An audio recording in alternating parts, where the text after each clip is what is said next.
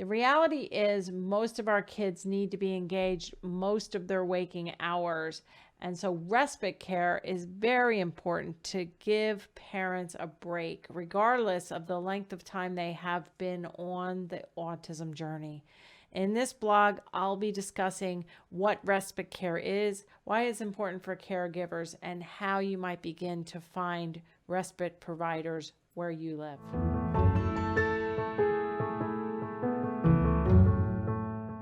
Hi, I'm Dr. Mary Barbera, autism mom, board-certified behavior analyst, and best-selling author. Each week, I provide you with some of my ideas about turning autism or signs of autism around. So if you haven't subscribed to my YouTube channel, you can do that now. Did you know that autism moms have stress levels comparable to that of combat soldiers? Being a caregiver to a child or an adult with autism can be both rewarding and exhausting, and it's super important to talk about respite care. When both of my boys were young, we had au pairs living with us for many years. These amazing workers gave me a chance to work, to write my book, to start my online courses, to travel the world speaking on autism. And having an au pair also provided me with much needed respite and help caring for both of my boys, especially Lucas, who has moderate to severe autism. Without having au pairs live with us and helping us, I would have been stretched very thin, and I would have been unable to do all I've done as a behavior analyst and to be the best mom I could. So I know people from all over the world watch these video blogs. In fact, in my online courses and communities, which I've started in 2015, I've had parents and professionals from over 80 countries. So I'm super grateful. And I also am very aware that respite care provision in a city in Idaho is different than respite care in Pennsylvania and different from respite care in Austria. So respite care is basically someone who can provide care and supervision and in some cases behavioral intervention and knowing how to engage your child. So respite care is that provision of care from 1 hour to overnight respite so that you, the parent, can get a break. As I said in the opening, that there was a study done, now it's been over a decade, but it showed stress levels of moms of kids with autism to be that of combat soldiers. They're very much in a fight or flight mode way too much, and it takes a toll. So finding, not only finding respite provision, but also finding quality people that you would trust to leave your child with is extremely important and in many cases difficult. The child being with people who are ready to engage him or her is important. And because a child that is not engaged for a lot of their waking hours will tend to have safety issues or have extensive self-stimulatory behavior.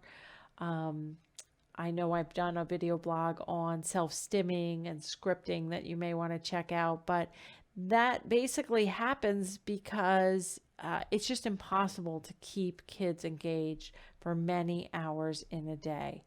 I also did an interview with another behavior analyst, Dr. Becca Tagg, who talked all about burnout and gave some tips on avoiding burnout. So you may want to check that out as well.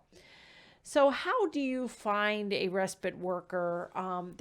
Before we get into that, there's also funding issues. So when we had au pairs, we privately paid for au pairs to come and live with us for a year or more in our home. So not all families can afford that. We've also paid for private babysitters and etc. But over the years, we've also gotten funding, and now Lucas has a waiver that provides a lot of the respite provision and the care that he needs. But in every county, in every state, in every situation, it's totally different how you get it, what the waiting lists are. There's huge waiting lists. I know in my county, in my state. So I can't imagine, it's easy to get respite, but if you are looking for funding for respite, then if you have a case manager or if you have a governmental agency providing some therapy, check with that caseworker, check with your doctor, see how can I get respite. Really need to be vocal in many cases, because if you need funding for respite, you're just going to have to be vocal and start advocating for that respite. So whether you are looking for private pay respite or you're looking for funding respite, some of the tips, if I were right today looking for someone to care for Lucas, no matter who's paying, I would look for providers at care.com, and I would really screen them not only for distance, but their backgrounds with special needs kids. I would also check references heavily.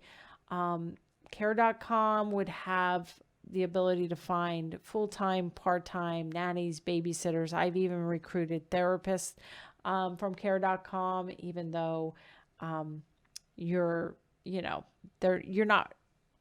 it's not set up for recruiting therapists. It's more set up for recruiting nannies and babysitters, but I've found some really good people.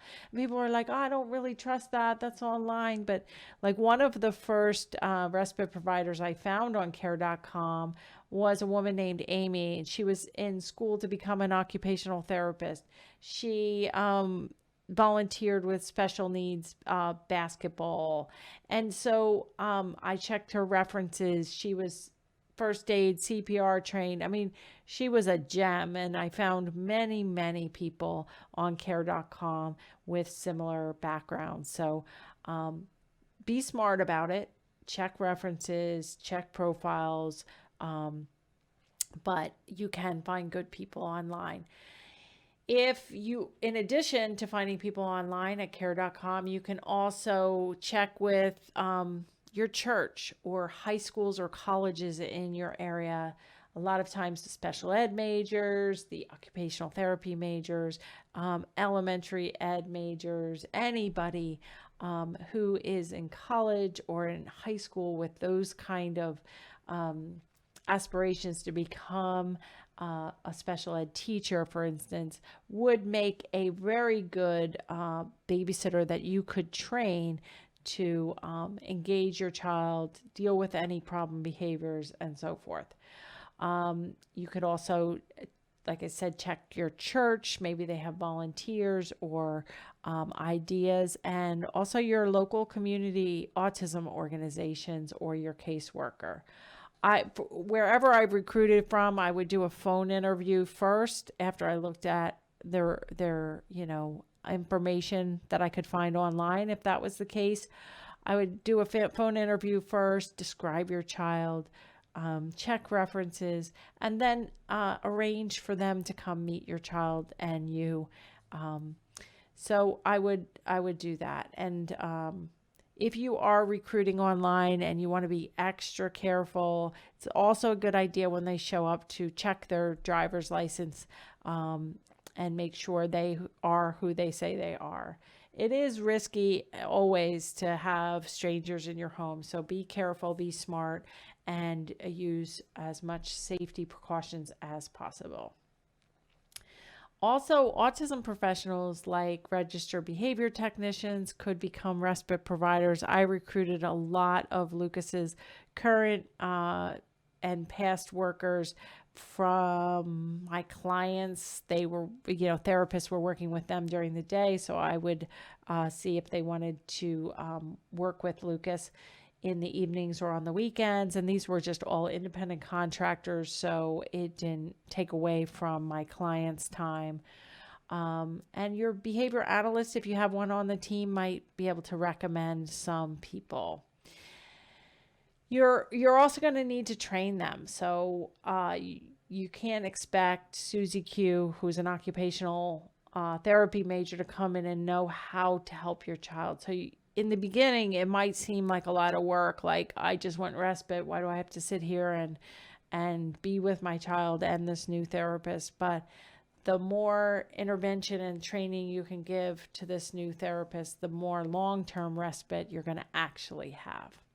So in summary, whether you're a new autism parent or you've been at this for a while, getting a break by using respite workers is very important. Autism parents have stress levels that are really high, and we want to maintain our ability to be the best parent, partner, employee, etc. We need to take some time for us, and providers can help by helping parents find candidates and offer basic training to those respite workers as much as possible. So for more information about more steps you can take, how to assess and teach your child to reach their fullest potential and to be as safe, as happy, and as independent as possible, you can start by taking my autism quiz at marybarbera.com/quiz. It'll only take you 2 minutes. It's for parents and professionals and will help you get on the right path to reducing your stress levels and improving the quality of life for your child or clients. If you like the video blog, I would love it. Give me a thumbs up, leave me a comment, share it with others who might benefit, and I'll see you right here next week.